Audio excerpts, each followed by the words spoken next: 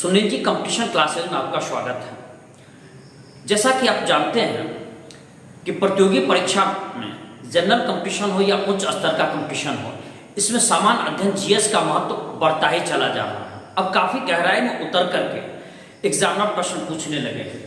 उसी के तहत मैं आपको भारतीय इतिहास के प्राचीन भारत में पुष्यभूति वंश के बारे में बतला रहा हूँ। इससे आपका यदि एक बार सुन लेते हैं, जानकारी ले लेते हैं, तो फिर आपका कोई भी प्रश्न छूटेगा नहीं।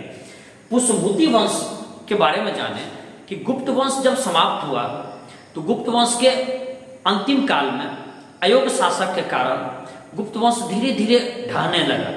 उसी काल में कुछ छोटे छोटे वंश का उदय हुआ। इन वंश में महत्वपूर्ण थे मैत्रक, मौखरी, गौर वंश और पुष्यभूति वंश। सबसे बड़ा साम्राज्य पुष्यभूति वंश ने ही स्थापित किया, इसलिए पुष्यभूति वंश के बारे में बराबर पूछा जाता है। संस्थापक का नाम पूछे तो पुष्यभूति, इसके ही नाम पर पुष्यभूति वंश कहा भी जाता है। कुछ पुस्तक इसको वर्धन वंश भी लिखते हैं। तो पुष्यभूति वंश की राजधानी ये थानेश्वर थी। थानेश्वर वर्तमान में हरियाणा में पड़ता है, कुरुक्षेत्र जिला में। दूसरी इसकी यदि पुष्यभूति वंश की राजधानी बाद में कन्नौज का महत्व स्थापित हुआ तो दूसरी राजधानी कन्नौज के रूप में कहा जा सकता है।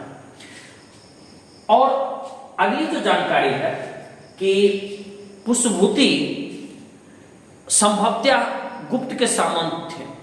तो पुष्यभूति वंश गुप्त के ढहने के ही कारण जब हुन का आक्रमण शुरू हो गया था, स्कंद गुप्त के काल में हुन का आक्रमण शुरू हुआ था, तो इसी मौके का फायदे उठा करके पुष्यभूति वंश स्थापित हुआ।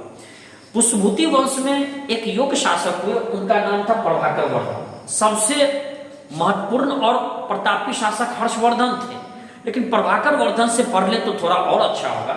प्रभाकर वर्धन की शादी हुई थी यशोमती से। इनके दो पुत्र और एक पुत्री। बड़ा पुत्र राजवर्धन, छोटा पुत्र हर्षवर्धन, बेटी राजश्री। इन्होंने राजश्री का विवाह ग्रह वर्मा से किया। ग्रह वर्मा जो कि मौखरी शासक थे, इनकी राजधानी मौखरी वंश की इनकी राजधानी हम कह सकते हैं कि कन्नौज के निकट था।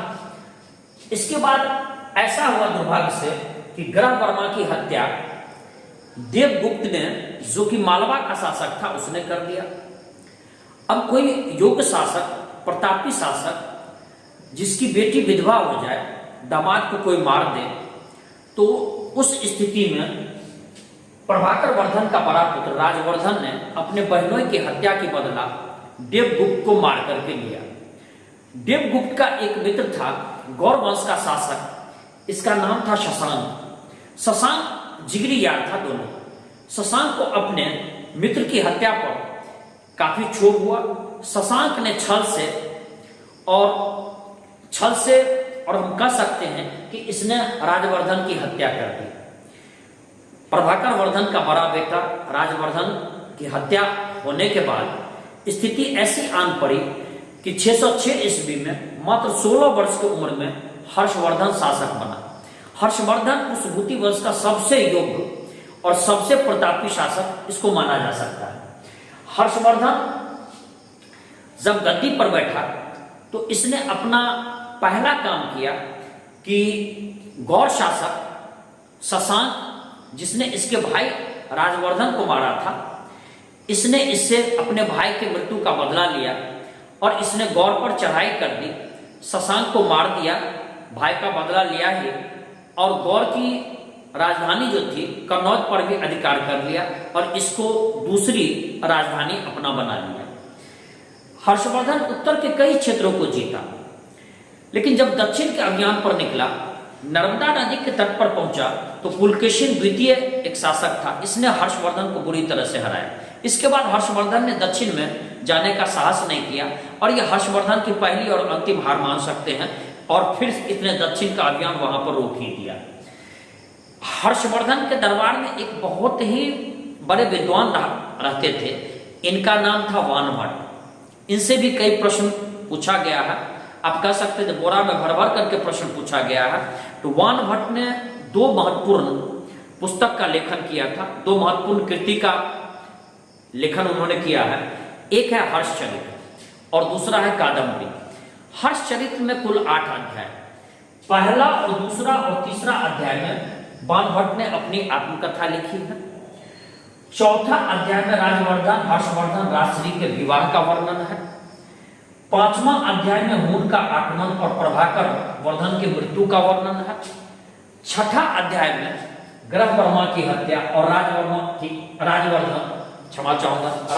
की हत्या के बारे में विस्तार पूर्वक वर्णन है। 7वां में हर्ष के सैन्य अभियान के बारे में जानकारी दी गई है। 8वां में राजश्री का किस तरह से खोजा गया, कैसे उसको वापस लाया गया, इसके बारे में वर्णन है। तो इसके ही कारण बाणभट्ट की यह कृति महत्वपूर्ण हो जाती है, क्योंकि जब इसका अध्ययन इतिहासकार ने किया तो पुष्पभूति वंश के सामाजिक सांस्कृतिक क्षेत्र में विस्तार पूर्वक जानकारी थी। दूसरी जो पुस्तक कादम्बरी थी, तो कादम्बरी भी काफी गहराई से जानकारी देती है पुष्पभूति वंश के बारे में, और हम कह सकते हैं इसको कि यह संस्कृत साहित्य का अच्छे नाटकों में से यह भी एक पुस्तक है। ये भी पुष्पभूति वंश के संदर्भ में कई सामाजिक धार्मिक जानकारी देती है। इसके बाद जो अगला, यहां से भी काफी प्रश्न पूछा गया है, पूछा जा रहा है, आगे भी पूछा जाएगा। हर्षवर्धन के काल में चीन के यात्री वेनसांग आए थे। वेनसांग चीनी यात्री थे और ये 16 वर्ष तक भारत में रहे थे। 629 में भारत आए, 645 तक रहे। ये बौद्ध धर्म से संबंधित पुस्तक जुटाने के लिए भारत आए थे। संयोग देखिए जी, 16 वर्ष तक रहे थे। नालंदा विश्वविद्यालय में पढ़े भी, अध्ययन भी किया, पढ़ाए भी, अध्यापन भी किया, छात्रावास में रहे भी। ये बौद्ध धर्म के बहुत बड़े विद्वान थे। इनकी लिखी एक पुस्तक थी सीयू की, कई बार का पूछा हुआ प्रश्न। और ये पैदल बहुत चला करते थे, विद्वता में काफी ऊंचाई पर थे, तो इनको यात्रियों का राजकुमार, नीति का पंडित और शाक्य मुनि भी कहा जाता था। लेकिन ये 645 में गए और संजोग देखिए इनके 2 वर्ष के बाद ही हर्षवर्धन की मृत्यु भी हो गई। हर्षवर्धन, ऐसा लिखा हुआ है कि स्वयं इसने 3 नाटक लिखी थी, प्रियदर्शिका, नागानंद, रत्नावली। लेकिन सत्यता यह है कि यह हर्षवर्धन की स्वयं की लिखी हुई नहीं थी। एक गरीब ब्राह्मण था, उसका नाम था धावक। वो अपनी गरीबी से परेशान था। वो चाहता था कि कुछ राजा से धन मिल जाए, पारितोषिक मिल जाए, और उसी के, क्योंकि भूखे पेट आखिर क्या कर, भूखे पेट कब तक कोई अपनी विद्वता और अपनी योग्यता का बखान करेगा। उसने अपने इस 3 नाटक को हर्षवर्धन के हाथों से बेच लिया या पुरस्कार के लोभ में दे दिया, और इन तीनों नाटक पर हर्षवर्धन का इसमें छाप आ गया और हर्षवर्धन के ही नामों से ये जाना गया। लेकिन मूल बात यह थी कि धावक ने, गरीब ब्राह्मण ने इसको लिखा था। प्रत्येक 5 वर्ष पर हर्षवर्धन विशाल धार्मिक सम्मेलन बुलाता था, और इस सम्मेलन को महामोक्ष परिषद कहा गया, और इसमें विशाल भोज भंडारा का आयोजन किया जाता था। हर्षवर्धन काफी दान भी किया करता था। और हर्षवर्धन का एक और कारण था, हर्षवर्धन को अपना बेटा नहीं था।